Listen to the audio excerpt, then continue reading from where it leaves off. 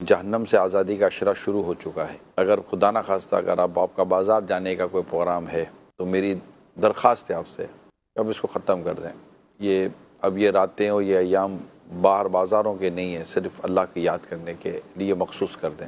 خاص طور پر وہ رات جس کے بارے میں ہمیں یہ گمان ہو کہ یہی شب قدر ہو، تو اس میں جیسے طاق راتیں، تو اس میں ایک دعا جو حضرت عائشہ صدیقہ رضی اللہ تعالیٰ عنہ سے روایت ہے کہ وہ دعا یہ ہے، اللہم انک عفو کریم تحب العفو فاعف عنی۔ اس دعا کی کثرت کریں، آتے جاتے اٹھتے بیٹھتے چلتے پھرتے یہ دعا کرتے رہا کریں۔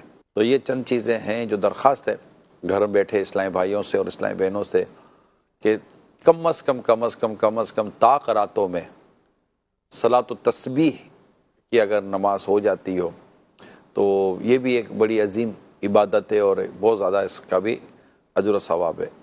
ایک بار کم از کم سورہ یاسین شریف اور سورہ ملک کی تلاوت تو روزانہ رات کو کرنی چاہیے کہ عذاب قبر سے بچاتی۔ تو یہ چند درخواستیں تھیں آپ سے کرنی تھی، تو اگر اس کو لے لیں، لکھ لیں اور ٹو ڈو میں لکھ لیں گے کیا کیا کرنے ہیں مجھے آج۔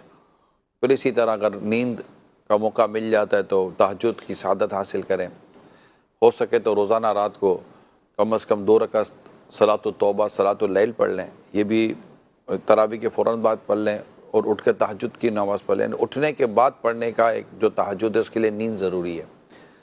دعا میں بہت وقت دیں، بہت دعا کریں، بہت دعا کریں۔ اگر اللہ توفیق دے تو روئیں جتنا رو سکتے ہیں، رونے کی کوشش کریں، اور اگر واقعی نہ ظاہری باطن میں کوئی سے رونے کی کیفیت ہی نہیں آ رہی تو اس پر بھی بندہ روئے کہ مجھ پہ یہ کیفیت کیوں طاری نہیں ہو رہی۔ اور خوش نصیب ہوگا وہ شخص جسے شب قدر میں جبریل امین سے مصافحہ کرنے کی سعادت ملے۔